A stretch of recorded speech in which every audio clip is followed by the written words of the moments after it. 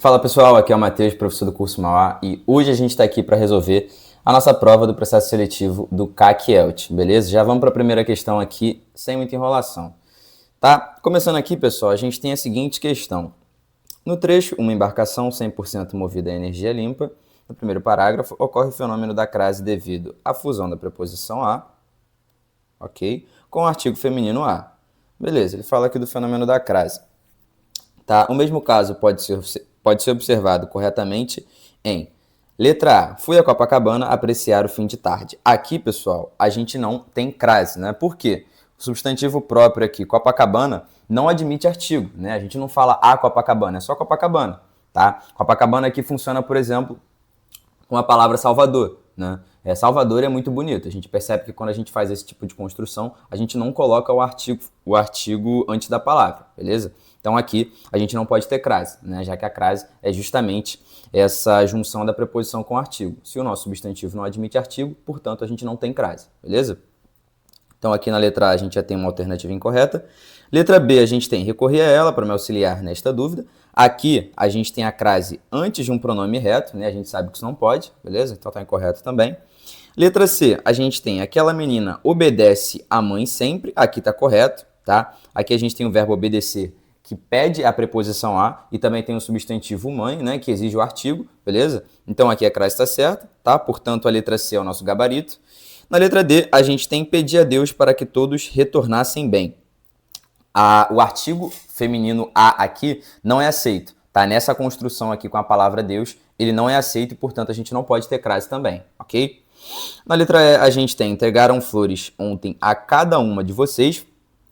A gente também sabe que a crase, né, não pode acontecer antes da maioria dos artigos indefinidos aí, como é o caso aqui da palavra cada, beleza? Então a letra E aqui também está errada, tá? Por conta da presença aqui da nossa crase antes de um artigo indefinido.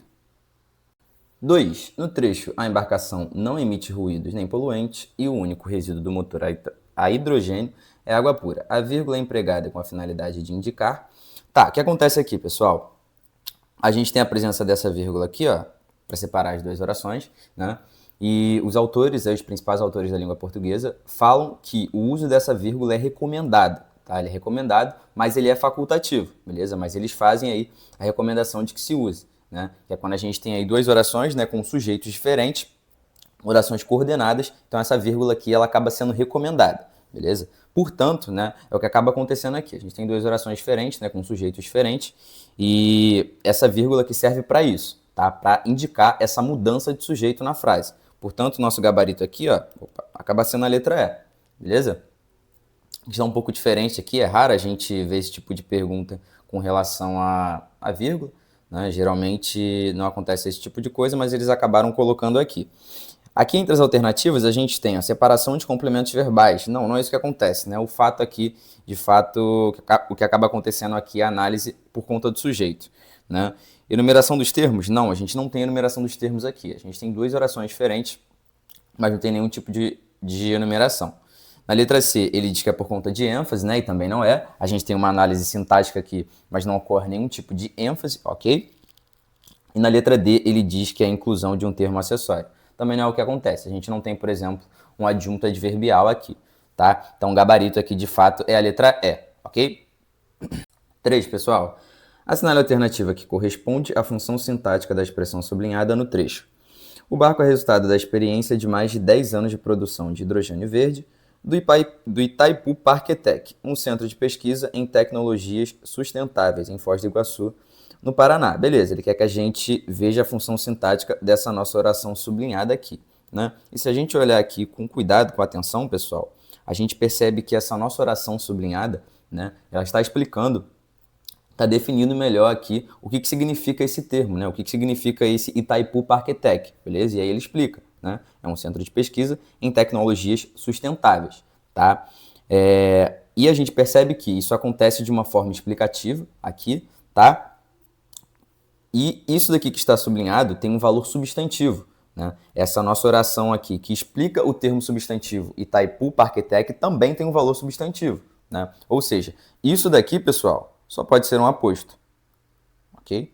Só pode ser um aposto, portanto o gabarito é a letra D, tá? Não é um adjunto adnominal, né? Porque não está qualificando, não está caracterizando um termo de valor substantivo, por exemplo, dentro de um mesmo sintagma nominal, tá? Então aqui não é um adjunto adnominal, beleza? Não é um adjunto adverbial, porque aqui não acaba exprimindo nenhuma circunstância, tá? Uma circunstância de tempo, por exemplo, de lugar, de modo, né? Não é o que acaba acontecendo aqui, ok? Então também não é um adjunto adverbial, não é predicativo do sujeito, né? Porque não atribui uma característica ao sujeito, por exemplo, através de um verbo de ligação.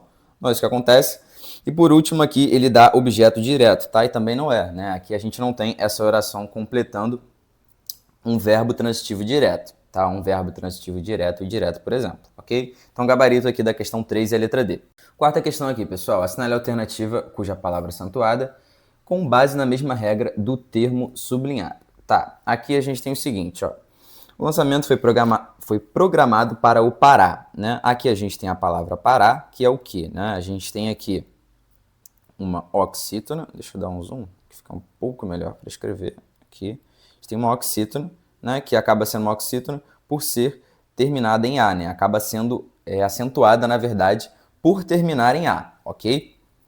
Beleza. Dentre as alternativas aqui, a gente tem o seguinte, ó, na letra A, a gente tem a palavra árabe, né? Árabe é uma proparoxítona, beleza? Uma proparoxítona, tá? A gente pode fazer a divisão silábica aqui, ok? Uma proparoxítona. Na letra B, a gente tem a palavra pés, né? Que é um monossílabo tônico, tá? Então, vou colocar aqui um monossílabo tônico, ok? Monossílabo tônico. Na letra C,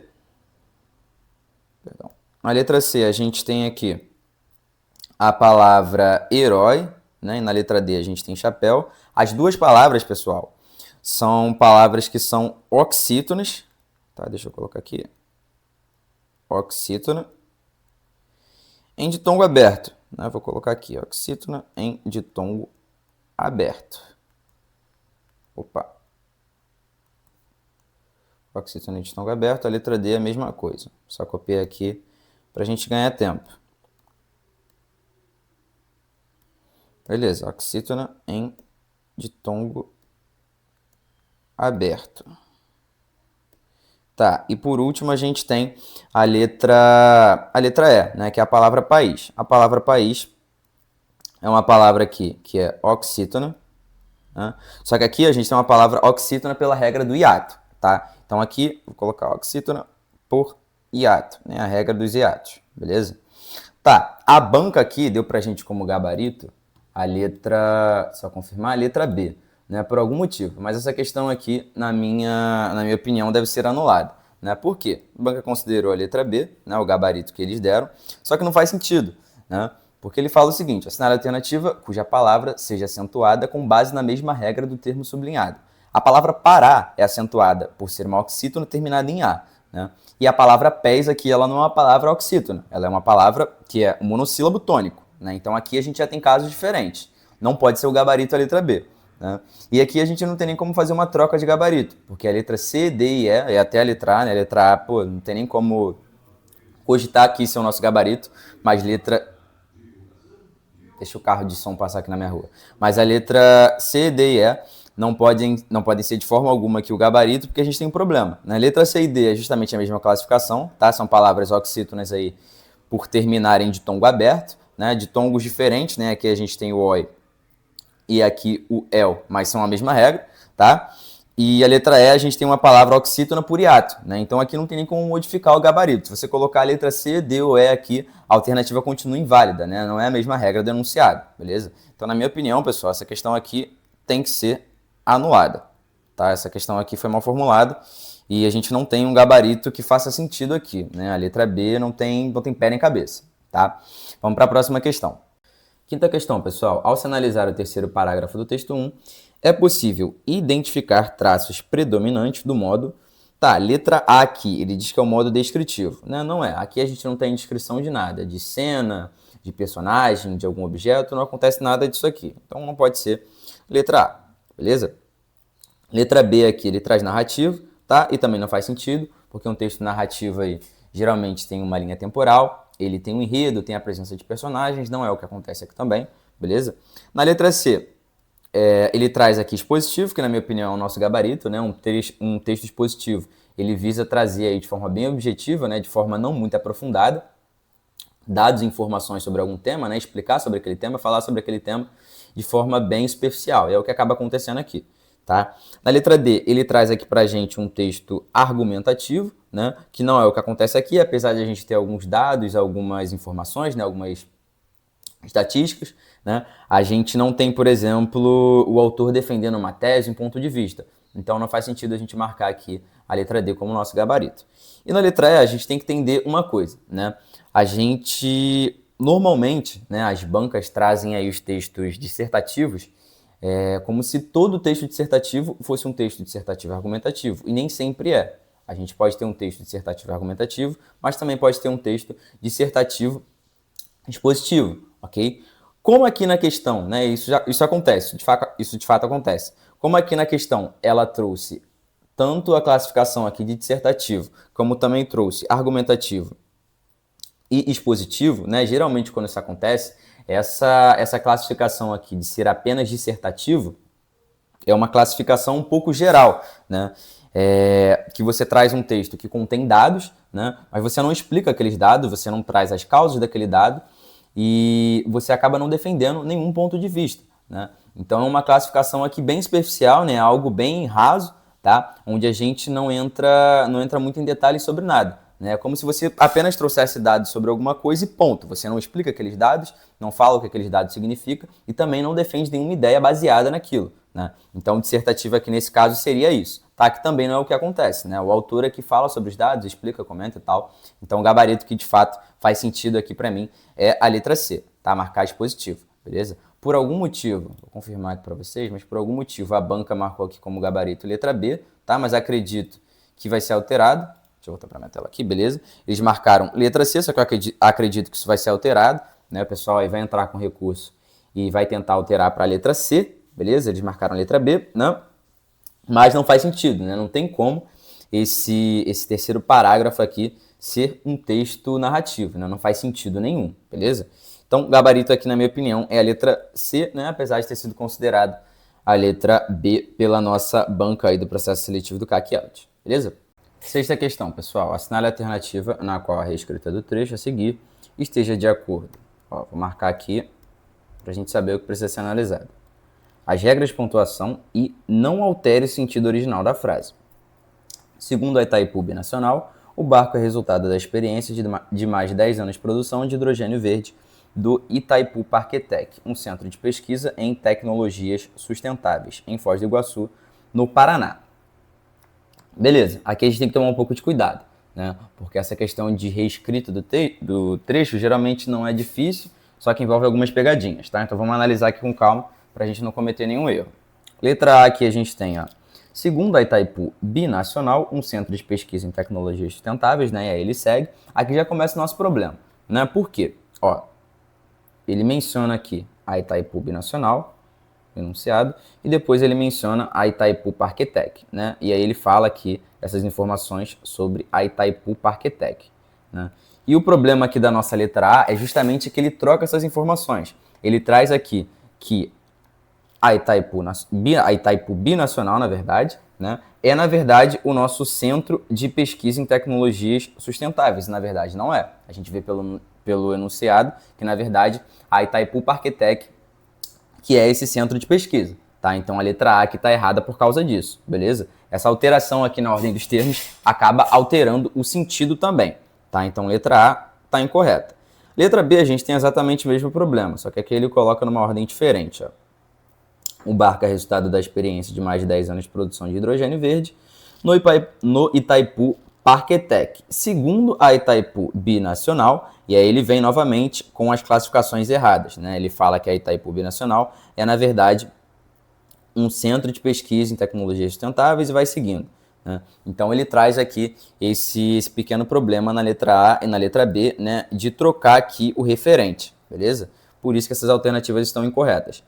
Na letra C, a gente tem outro problema, ele traz aqui, ó, segundo a Itaipu Binacional, o barco, e aí ele traz uma vírgula aqui entre o sujeito e o predicado. A gente sabe que isso não pode acontecer, né? Isso daqui tá errado, tá? Então a gente tem esse problema aqui na letra C, beleza?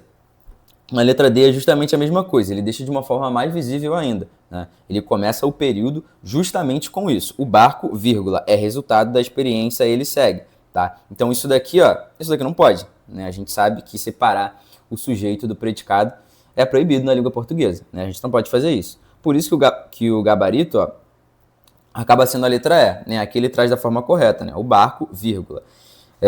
Segundo a Itaipu Binacional, vírgula, é resultado da experiência de mais de 10 anos de produção de hidrogênio verde do Itaipu Parquetec, um centro de pesquisa em tecnologias sustentáveis, em Foz do Iguaçu, no Paraná, né? Aqui ele acaba separando o verbo do predicado, né? Porque a gente acaba tendo uma oração interferente aqui, né? Uma oração que está deslocada e, portanto, tem que ser marcada com vírgulas, tá? Mas aqui está correto, né? Aqui a gente não está separando simplesmente o sujeito do predicado com a presença de uma vírgula. Aqui a gente tem uma oração no meio e, portanto, a gente, de fato, tem que demarcar, né, esse deslocamento da oração, que originalmente, né, não aparece aqui, na ordem direta não aparece aqui, mas, né, por estar deslocada, a gente tem que fazer essa pequena sinalização aqui, beleza? Portanto, a letra E é o nosso gabarito, né, e essa questão aqui tá certinha, não tem nenhum problema, beleza? Questão 7, pessoal, essa daqui é uma das mais fáceis da prova.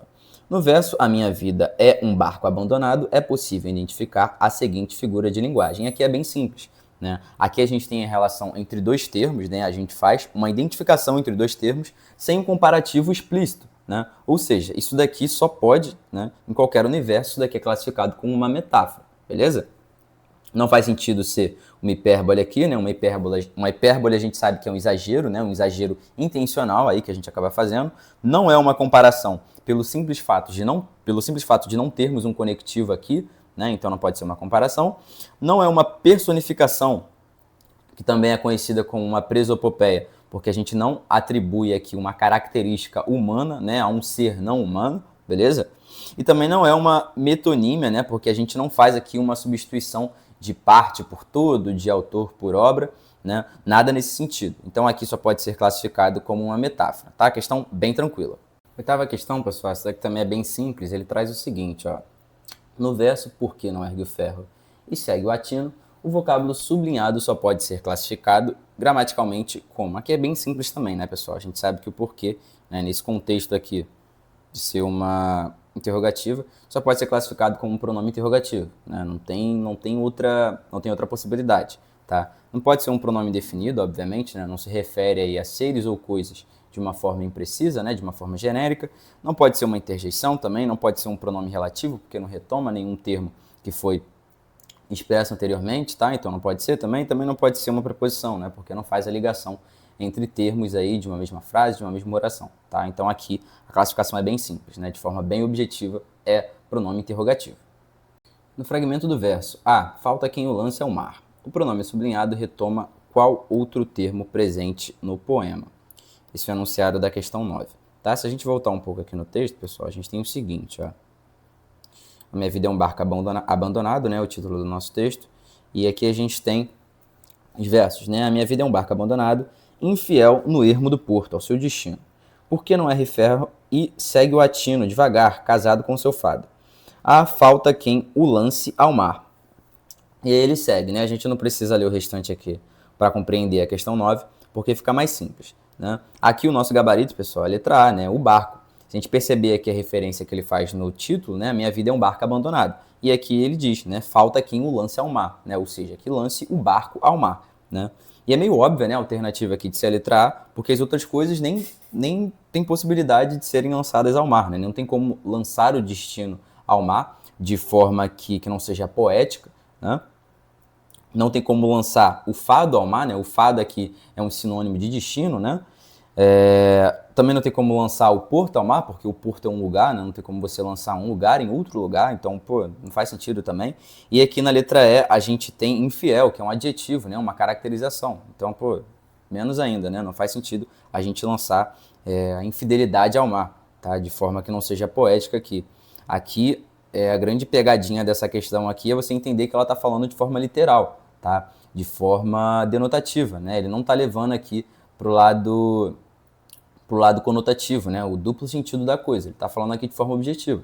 O que esse objeto, né, que seria lançado ao mar, o que é esse objeto que seria lançado ao mar, né? Que no caso aqui só pode ser o barco. Tá? Então aqui o gabarito de fato é a letra A, beleza? Última questão aqui para a gente finalizar, pessoal, temos o seguinte: o elemento mórfico sublinhado no trecho "Os livros esverdeiam tua quilha" corresponde a, muito simples essa daqui, né, pessoal? Essa daqui era para não zerar a prova, né? A gente tem um termo aqui que vem antes do nosso radical aqui da palavra, né? Aqui no caso a gente tem a forma verbal esverdeiam, ok? E esse eis aqui, né, que faz parte dessa junção aqui, a gente tem tanto um prefixo quanto um sufixo, é o prefixo, né? Se ele vem antes do nosso radical, ele só pode ser considerado um prefixo, beleza? As outras alternativas aqui não fazem o menor sentido, né? A gente tem algo aqui que vem antes do radical, e esse algo só pode ser um prefixo, beleza?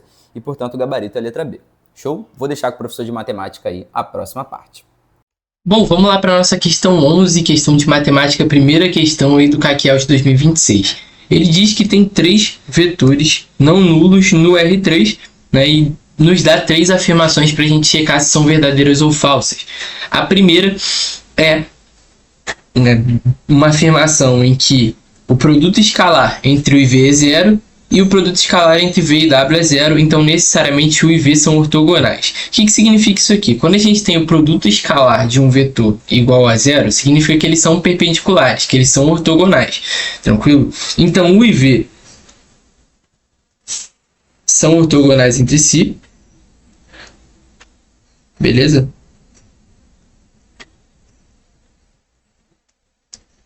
E V e W ortogonais entre si também. E aí ele diz então que U e V são ortogonais necessariamente, já que U é ortogonal com V e V é ortogonal com W, então U e W são ortogonais. Isso é falso. A gente pode pensar em um contra-exemplo rápido, beleza? Pegando aqui, por exemplo, 2 vetores no R2 que não são ortogonais, que a gente vai chamar de U e W, né? Pegando aí eles no R2 e colocando um vetor aqui para cima que é perpendicular aos dois. Então tem como a gente ter um vetor V que é perpendicular aos dois, porém U e W não serem perpendiculares entre si, então a alternativa 1 é falsa. Vamos avançar para a análise da alternativa 2. Segunda afirmativa, né, se o produto vetorial entre U e V é 0, então qualquer vetor ortogonal a U também é ortogonal a V. Pessoal, se a gente tem um produto vetorial, ele pode ser escrito da seguinte forma também. A gente pode falar que ele é o módulo de U vezes o módulo de V vezes o seno de θ, em que θ é o ângulo entre esses vetores. E se esse produto é 0, com certeza o ângulo entre esses vetores vai ter que ser 0 para o seno dar 0. Tranquilo? Então, isso significa que esses vetores são paralelos. Ok? Se esses vetores são paralelos, a gente tem aqui vetores da mesma direção. Beleza? Então, qualquer vetor que for ortogonal ou perpendicular a esse aqui vai ser perpendicular ao outro, também por estar na mesma direção. Então, a afirmativa 2 é verdadeira. Beleza, pessoal? Agora, partindo para a análise da nossa alternativa 3, que diz o seguinte: produto misto, né? Se o produto misto entre 3 vetores é igual a 0, então os vetores U, V e W são linearmente dependentes. Pessoal, se o produto misto, por definição, ele calcula o volume do paralelepípedo ali formado, né, pelo objeto formado pelos vetores, tranquilo? Espacialmente falando. E se você tem um produto misto igual a 0, significa que esses vetores estão formando um volume igual a 0, tranquilo? Se ele forma um volume igual a 0, isso significa que eles estão no mesmo plano, que é a única forma de formar um volume igual a 0. Então, se eles estão no mesmo plano, são vetores de 3 dimensões, né, que estão no R2, por exemplo, no mesmo plano, não tem como esses vetores serem linearmente independentes. Porque se a gente está em um plano só tem como 2 vetores serem linearmente independentes, que são os vetores ali originais, por exemplo, né, o 0 e 1 e 1 e 0. Qualquer vetor a partir disso daqui, ele vai ser uma combinação linear desses dois. Então, essa alternativa aqui é verdadeira. A gente fica com primeira falsa, 2 e 3 verdadeiras, somente alternativas 2 e 3 são verdadeiras, é o nosso gabarito da questão 11. Bom, vamos lá para a questão 12 da nossa prova.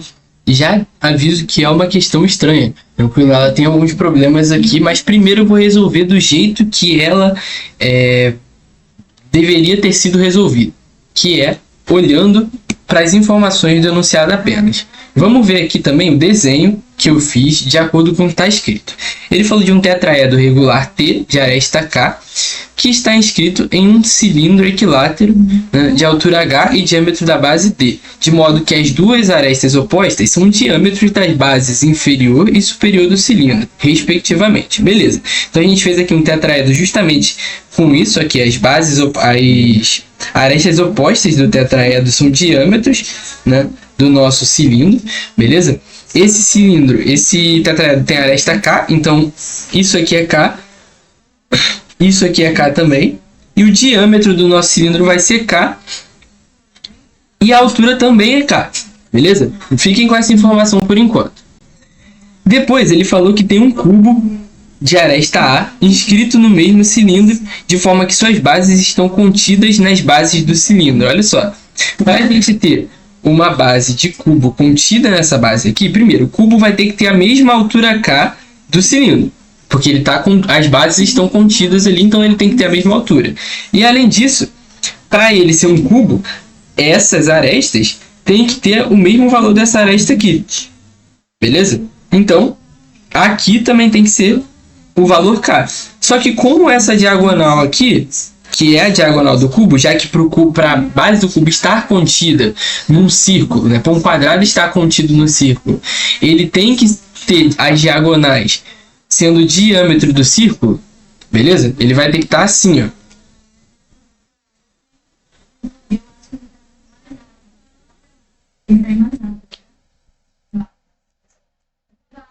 Ele vai ter que ser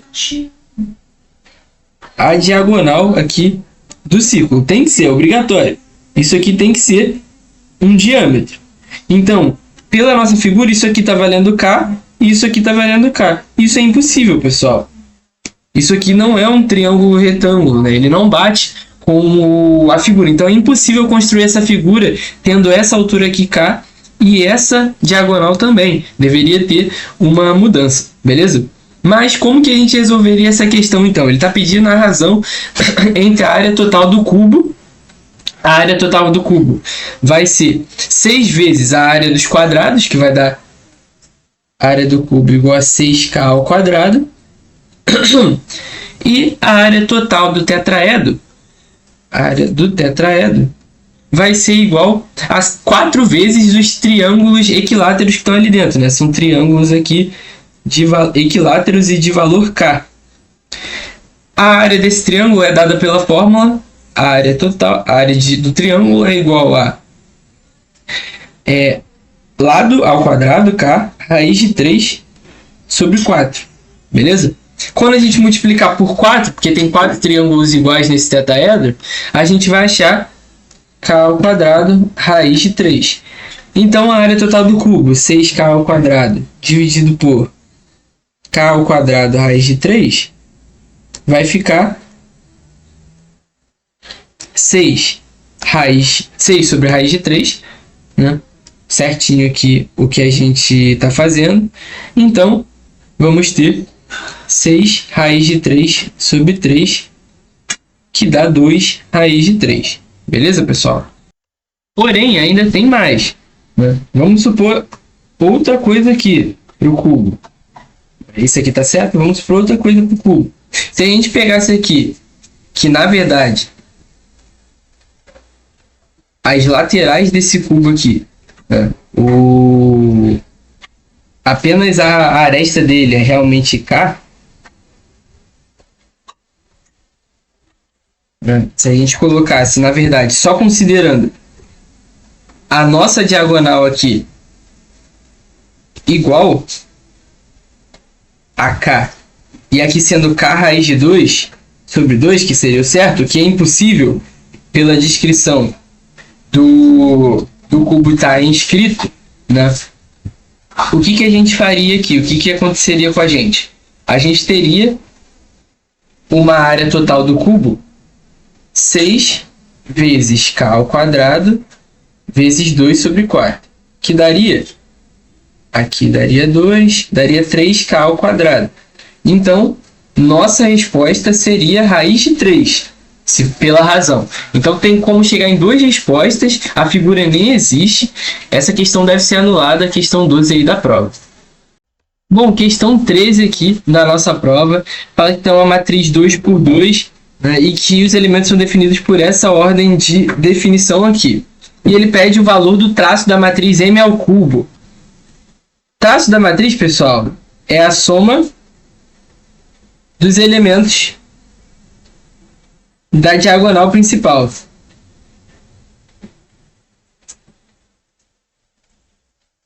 Então, a gente vai utilizar isso para primeiro montar nossa matriz, né?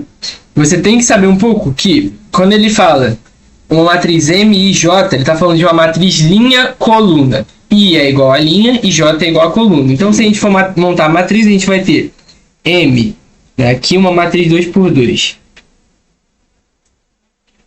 A gente vai ter aqui o M1, 1, linha 1, coluna 1, M1, 2, linha 1, coluna 2, M2, 1 e M2, 2. O nosso M 1 vai ser igual a 1 menos 1, 0 mais 1. O M 1, 2 vai ser igual a 2 menos 1, 1 mais 1, 2. O M 2, 1 vai ser igual a 2 menos 1, 1 mais 1, 2 também. Tranquilo? Opa, não, desculpa. Aqui vai ser 1 menos 2 mais 1, vai ser 0 na verdade. E o M 2, 2 vai ser igual a 1. Então a matriz vai ficar igual a o seguinte. Vamos colocar aqui embaixo essa matriz. Vai ser 1, 2, 0 e 1. E quando a gente multiplicar por ela duas vezes para dar o M ao cubo, a gente vai verificar o seguinte. Vamos colocar aqui 1, 2, 0 e 1. Como fazemos multiplicação de matriz? A gente vai colocar essa vezes essa vezes essa, e ir montando, né, os termos. Então, nosso M ao quadrado, ele vai ser o seguinte. Vou colocar aqui o resultado. 1 e 2 vezes 1 e 0 vai ficar 1 vezes 1 mais 2 vezes 0, que vai dar 1. Novamente, a gente vai fazer agora 1 vezes 2, 2 vezes 1, que vai dar 1 vezes 2, 2 vezes 1, 4. 0 vezes 1, 1 vezes 0 vai dar 0.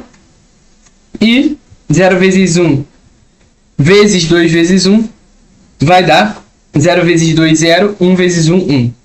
Então, continua aqui uma matriz diagonal no 1. Vamos multiplicar novamente por essa matriz aqui, pessoal, para ter o M ao cubo.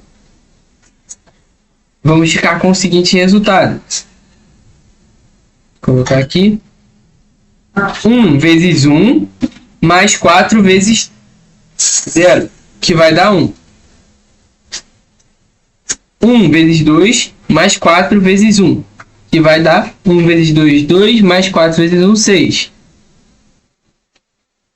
0 e 1 vezes 1 e 0 vai dar novamente 0. E 0 e 1 vezes 2 vezes 1 vai dar 1 de novo. Então, a soma dos termos da diagonal principal vai dar 2. 1 mais 1 igual a 2. Letra A é o nosso gabarito da questão 3. Bom, vamos resolver a nossa questão 14. Ele fala que tem uma progressão aritmética, né, que é definida por esse termo aqui. Tranquilo? Como que a gente vai, então, descobrir, né, qual é o centésimo termo dessa sequência?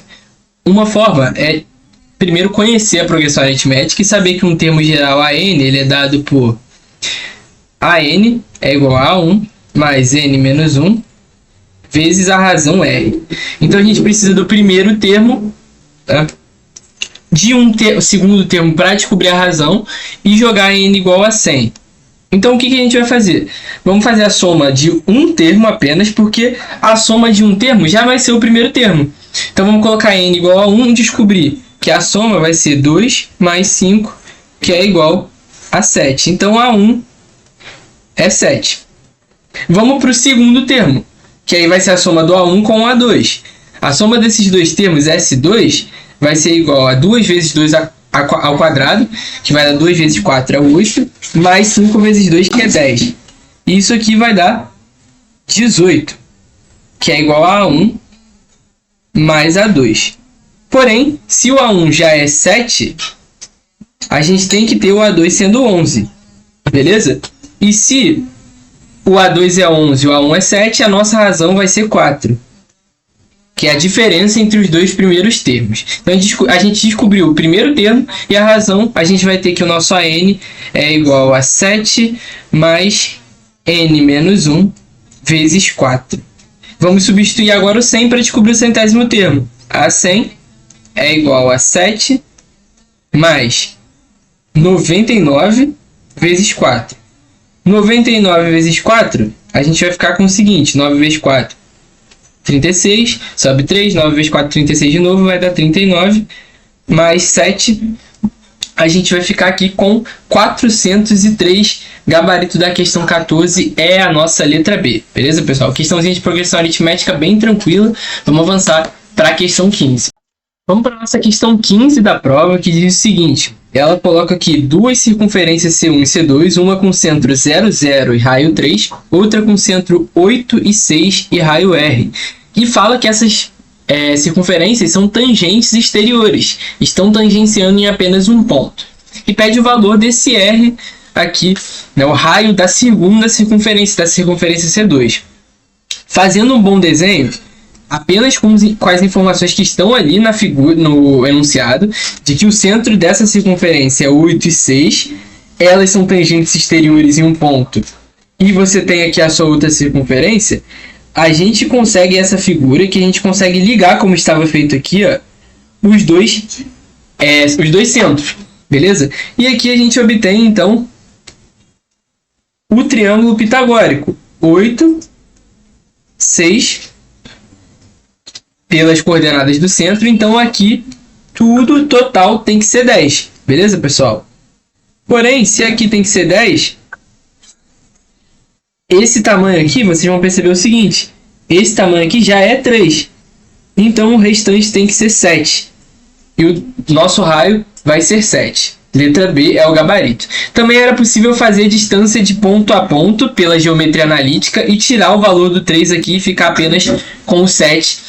Então tem várias possibilidades para fazer, mas é uma questão fácil, tranquilo? Questão 16 da prova diz o seguinte: o engenheiro de telecomunicações precisa verificar a altura de uma antena instalada no topo de um edifício. A partir de um ponto de medição P, vamos fazer todo o desenho aqui, ó. A partir de um ponto de medição P, que eu vou colocar aqui, ele vê o topo da antena no ângulo de 15 graus. Então vamos colocar a nossa antena aqui e falar que isso daqui é 15 graus. Vou colocar a antena bem aqui. Beleza. Ele se desloca 60 metros em linha reta em direção ao edifício. A partir de um ponto Q, ele começa a ver a antena num ângulo de 30 graus. Então, ele está vendo aqui a antena no ângulo de 15 primeiramente, depois ele passa a ver a antena no ângulo de 30 graus. O edifício com certeza é perpendicular ao solo, senão iria estar caindo, né? E ele se deslocou aqui 60 metros. Questão clássica de trigonometria aqui, pessoal. A gente quer saber a altura da antena H aqui, porém, a gente não vai ficar utilizando trigonometria com ângulo de 15 graus. Por quê? Vamos utilizar o seguinte macete. Se aqui é 30 graus e aqui é 90, aqui tem que ser 60. Para fechar o triângulo, né? Soma dos ângulos igual a 180 graus. E, olhando para esse triângulo agora aqui, ó, o triângulo todo, né? Ele também é um triângulo retângulo. Aqui eu tenho 90, aqui eu tenho 15, então tudo aqui tem que ser 75. Porém, eu já tenho 60. Então, para complementar, eu tenho 15 graus aqui para fechar os 75 totais, beleza? E esse triângulo vai acabar sendo um triângulo isósceles. O que é um triângulo isósceles? Dois lados iguais, né? Pelo menos dois lados iguais. E eu tenho um ângulo olhando para um lado, outro ângulo olhando para o outro. Ângulos iguais olham para lados iguais. Então esse cara aqui também vai ser 60, tá bom, pessoal? E se essa hipotenusa desse triângulo menor é 60 e a gente tem um ângulo de 30 graus, a gente pode falar que o seno de 30 ele é cateto oposto a H sobre hipotenusa 60, que é igual a 1 sobre 2. A gente sabe isso, seno de 30 é igual a 1 sobre 2. Então, o nosso H vai ser igual a 30, resolvendo isso daqui. Nosso gabarito é letra D. Fechamos a questão 16, questão bem tranquila se você interpretar ali certinho e fazer um bom desenho. Bom, vamos lá, questão 17, uma questão de combinatória que diz o seguinte: coordenador de um centro de pesquisa precisa formar um grupo de 5 pessoas, um engenheiro-chefe, 2 analistas de sistema e 2 técnicos de manutenção, igual eu coloquei aqui, beleza? Engenheiro-chefe, analista de sistema e técnico de manutenção. Disponíveis 4 engenheiros, que eu coloquei aqui, 5 analistas e 6 técnicos de manutenção, e ele pede o total de grupos que podem ser formados. Pessoal, como está atrelado, né? Dito que eu escolhi um chefe, eu vou escolher 2 analistas, a gente tem que multiplicar todas as possibilidades aqui, tranquilo? Para o engenheiro-chefe, eu tenho 4 opções e eu vou escolher uma. Então, são 4 opções possíveis. Dito que eu escolhi um engenheiro-chefe, eu vou escolher mais 2 analistas de sistema aqui. Então, vai abrir para mim. Primeiro, eu vou ter 5 opções para escolher. Depois, eu vou ter 4 opções que vão sobrar. Porém, aqui tem um detalhe. Quando eu faço isso aqui, eu estou escolhendo as posições. Eu estou falando que esse foi escolhido primeiro e esse depois. Então, não faz diferença escolher esse ou esse. Então, aqui eu estou abrindo 2 possibilidades que não são verdade. Ou seja, preciso dividir por 2 esse valor. A mesma coisa vai ser para o técnico de manutenção. Vou escolher 2 técnicos de manutenção e não importa se eu escolhi esse ou esse dentro das 6, depois 5 opções. A partir do momento que eu escolhi um, basta escolher 2. Não tem prioridade, então também vou dividir por 2. Isso aqui é o famoso... A gente vai escolher, que a gente fala 5 escolhe 2, 6 escolhe 2. É exatamente essa continha que a gente está fazendo aqui na combinatória. Tranquilo? Então, finalizando a nossa conta, a gente vai ter aqui 4 vezes 5 vezes 4 vezes 6 vezes 5, dividido por 2 vezes 2, que é 4. Então, eu vou cortar... 2 vezes 2. Eu vou cortar esse cara com esse cara e vou ficar com 5 vezes 4 vezes 6 vezes 5. Já posso tirar aqui que 5 vezes 6 é 30 e 5 vezes 4 vai ser 20. 20 vezes 30 vai dar 600, pessoal. São 600 possibilidades. Letra D vai ser o nosso gabarito aqui da questão 17. Vamos avançar para a próxima. Questão 18 diz o seguinte para a gente tem um laboratório farmacêutico, um reator é controlado tendo sua pressão a cada minuto por essa função.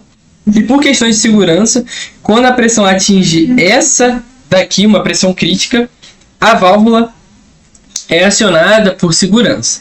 E ele pede o instante tem que isso acontece, ou seja, isso daqui tem que atingir isso daqui. Isso tem que ser igual. Então a gente vai ter que o log na base 3 de 2t mais 1 vai ser igual a 3 menos o log na base 3 de t menos 1. Igualando isso daqui, a gente vai jogar tudo que é log para um lado e deixar o 3 do lado esquerdo, ficando com log na base 3 de 2t mais 1 mais log na base 3 de t menos 1. Isso vai ser igual a 3. A soma dos logs é igual ao log da multiplicação. Então, a gente vai ter, usando essa propriedade, que isso daí é log de 2t mais 1 vezes t menos 1 na base 3, porque tem a mesma base, e vai ser igual a 3. Utilizando a propriedade de log, jogando a nossa base para o outro lado, a gente vai ficar com 2t mais 1 vezes t menos 1 é igual a 3 ao cubo, que dá 27. Fazendo a multiplicação, ficamos com 2t ao quadrado mais menos 2t mais t menos 1 igual a 27. E, modelando isso daqui, a gente vai ficar com 2t ao quadrado menos t menos 28 igual a 0. Vamos colocar agora isso aí no Bhaskara, beleza? Vamos ficar com o Bhaskara disso aqui vai dar menos b, menos menos 1 vai dar mais 1, mais ou menos raiz de b ao quadrado, que é 1, menos 4 vezes a vezes c, dividido por 2a, que é 4. Aqui dentro da raiz, fazendo essa continha, a gente vai achar 225. E a raiz de 225 é 15. Poupando a gente aqui de fazer as contas. 1 mais ou menos 15 sobre 4.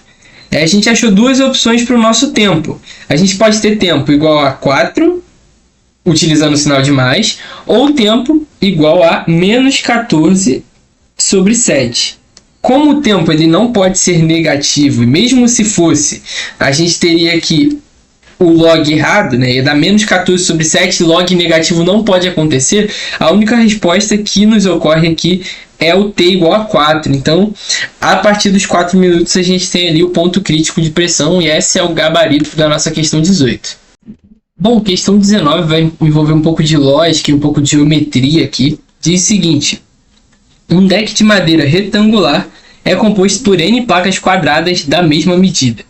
A quantidade de placas ao longo do comprimento é C e a quantidade de placas ao longo da largura é 4. Então, eu desenhei aqui o primeiro esquema com C placas no comprimento e C menos 4 placas na largura, sendo que o todo vão ser N placas lá dentro. Tranquilo? E ele quis fazer uma ampliação aqui do projeto, né? Colocando 10 placas no comprimento e somando 2 à largura, igual a gente fez no esquema aqui de baixo. E a nova quantidade total de placas vai ser N mais 124. E ele quer saber qual é o número N do deck original. Como que a gente vai fazer isso aqui? Quando a gente multiplica a quantidade de placas, a gente acha a área do nosso local retangular, do nosso deck. Então, a quantidade de placas aqui vezes aqui vai dar o N lá de dentro. Ou seja, C vezes C menos 4 vai ser igual a N. E além disso, C mais 10 vezes C menos 2 vai ser igual a N mais 24, mais 124, utilizando a mesma lógica para o de baixo. E agora, minha intenção é achar uma equação toda em N ou toda em C para eu encontrar um dos dois. E como eu vou fazer isso? Eu vou pegar esse N aqui e substituir aqui, falando que C mais 10 vezes C menos 2 vai ser igual a C vezes C menos 4 mais 124. E agora eu tenho uma equação toda em C que eu posso resolver e achar o valor de C. Vamos fazer isso. Fazendo a distributiva aqui, eu vou ter C ao quadrado mais 10C menos 2C menos 20. Isso vai ser igual a C ao quadrado menos 4C mais 124. Então, cortamos aqui o nosso C ao quadrado, beleza? A gente vai ficar com 8C menos 20 é igual a menos 4C mais 124. Tudo que tem número para um lado, tudo que tem letra para o outro, ficando com 12C é igual a 144. Logo, C vai ser igual a 12. 12 dividido por 144 dividido por 12, C igual a 12. E se C é igual a 12, a gente vai substituir aqui em cima 12 vezes 12 menos 4, que dá 8, vai dar igual ao nosso N. 12 vezes 8, pessoal, vai ficar 96. Letra C é o gabarito da nossa questão 19. Utilizando essa lógica aqui, fazendo áreas de retângulo, a gente já consegue aí o nosso gabarito. Questão 20, última questão da prova, que diz o seguinte: sejam f e g funções definidas por duas funções aí por partes, né? Em que a gente tem aqui uma função a partir de do intervalo e depois no outro intervalo outra função. E ele pede a composta dessas funções. O grande segredo aqui é você analisar o sinal da G. Por quê? A gente vai colocar f de g de x. Então, por exemplo, vamos tomar aqui como exemplo o número 1. Eu vou jogar x igual a 1 na G. Vou jogar na composta. X igual a 1. Eu vou ter o g de 1. O g de 1, ele vai ser raiz de 1, que é 1. Então, eu vou estar jogando o g de 1 dentro da f. E o valor do g de 1, ele vai ser 1 e a gente vai usar esse cara aqui. Esse exemplo foi ruim, mas vamos pegar um exemplo negativo aqui. Vamos pegar x igual a menos 2, por exemplo. Se você fosse analisar direto pela f, você ia falar que a opção é o x ao quadrado, porque x é menor que 1. Porém, primeiro a gente tem que passar pela g. Vamos passar pela g? A gente vai jogar aqui na primeira, porque x é menor que 0. Vai ficar menos 2, então o g de menos 2 é igual a 2. Agora, com esse cara, essa é a entrada da f. A gente vai jogar no f o g igual a 2. Então, eu vou utilizar a primeira opção, 2x mais 1. Beleza? Então, o segredo é esse, é verificar o sinal da g, primeiro o sinal de x e depois o sinal da g. Vamos começar por isso aqui. A gente vai começar pelos intervalos que a própria questão dá. O primeiro intervalo é o x menor que 1 ou menor ou igual. Vamos fazer essa análise. Se eu pegar x menor que 1, ou seja, menos 2, por exemplo, eu vou jogar aqui. Vai dar, por exemplo, menos 2 vai dar 2, e eu vou utilizar essa opção aqui porque vai ser maior que 1. Se eu pegar exatamente o menos 1, eu vou jogar aqui, vai dar 1, e minha opção vai ser essa. Então eu tenho que dividir esse intervalo, eu não posso usar o menor ou igual a 1. Menor ou igual a menos 1, tem que usar primeiro x menor que menos 1. Para x menor que menos 1, a nossa g de x utilizada vai ser a menos x, pois x é menor que 0. E essa g sempre vai ser positiva, porque todos os números menores que menos 1 são negativos, qualquer número negativo com um sinal na frente vai dar positivo. Então g de x vai ser sempre maior que 1. Então, como g de x vai ser sempre maior que 1, a nossa opção de entrada aqui vai ser a maior que 1 em f. Ou seja, o f que a gente vai escolher vai ser o 2x mais 1. E a função f de g de x vai ser a composta colocando uma dentro da outra. Vai ser substituir o menos x aqui, ficando com menos 2x mais 1. Então, o primeiro intervalo é o x menor que menos 1. Vamos avaliar aqui. Ó. Esse daqui já é menor ou igual. Já está cortado, não vale. Esse aqui é menor ou igual também. Então, sobrou para a gente a letra A, a letra D e a letra E. Vamos ver as diferenças entre elas. Aqui na letra E, a gente tem os dois contidos no próximo intervalo. Na letra D, só o menos 1 contido. E na letra A, apenas o menos 1 contido também. Então, vamos fazer aqui o segundo intervalo. Vamos analisar esse cara. Agora, a gente tem que incluir, com certeza, o menos 1. Porque ele não foi incluído da última vez. Porém, o zero, vamos pensar aqui no zero. Se eu pegar menos meio, por exemplo, e jogar aqui, a gente vai utilizar ele na primeira função do x, porque ele é menor que zero, e menos meio vai dar meio. O meio, a gente vai aplicar aqui. A gente vai aplicar aqui no x ao quadrado, x menor que 1. Se eu pegar exatamente o zero agora, o zero, eu vou escolher o raiz de x. Então, vai mudar, vai ficar diferente. A gente não pode incluir os dois intervalos juntos. A gente vai ter que incluir aqui o menor que zero apenas, não o menor ou igual. Logo, como a gente vai fazer de menos 1 a 0, todos os valores são negativos e nossa g de x vai ser igual a menos x. E isso aqui vai dar um valor g menor ou igual a 1. Beleza? Nunca vai ser aí um valor maior. Logo, o que a gente pode fazer aqui? A gente vai utilizar nossa f de x igual a x ao quadrado. Então, a nossa função composta no final das contas vai ser a própria x ao quadrado. Menos x aplicado no x ao quadrado vai dar x ao quadrado. E o intervalo que a gente vai optar aqui é um intervalo com apenas o menos 1 igual no sinal, beleza? Ou seja, a nossa letra D, nossa letra E, desculpa, que tem o menor ou igual a 0, vai para o brejo, sobrou apenas a letra D e a letra A. Vamos ver as diferenças entre elas. No próximo intervalo, também aqui, a gente vai ter que avaliar uma diferença nos sinais. Tá vendo? Vamos ver aqui agora. Agora a gente vai avaliar o sinal a partir de 0, né? Ou, na verdade, sempre a partir de 0, porém o 1 a gente não sabe se vai conter ele ou não. Já vamos analisar aqui o próximo intervalo contendo 0, menor ou igual que x, e o 1 a gente não sabe. O 1, se eu jogasse o 0, por exemplo, que está contido, a gente ia para a raiz de x, beleza? E a raiz de 0 sempre ia dar 0, iam ser sempre números menores que 1 nesse intervalo. Que a gente ia ter, por exemplo, meio, ia dar raiz de meio, que ia ser menor que 1.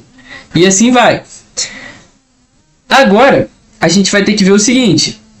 E o 1 exatamente? O que a gente vai fazer com ele? 1 exatamente também vai cair no raiz de x. Porém, se eu pegar exatamente o 1 aplicado no nosso intervalo, ele vai continuar estando aqui no x ao quadrado. Se eu pegar exatamente 1, essa vai ser a opção e vai continuar sendo a mesma opção do 0. Então, o 1 está contido nesse intervalo. Ele vai ser explorado aqui nesse intervalo também. E depois a gente vai fazer o maior que 1.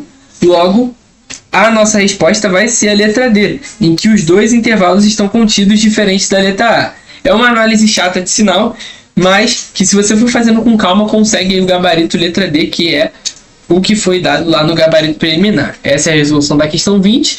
Finalizamos aí a parte de matemática.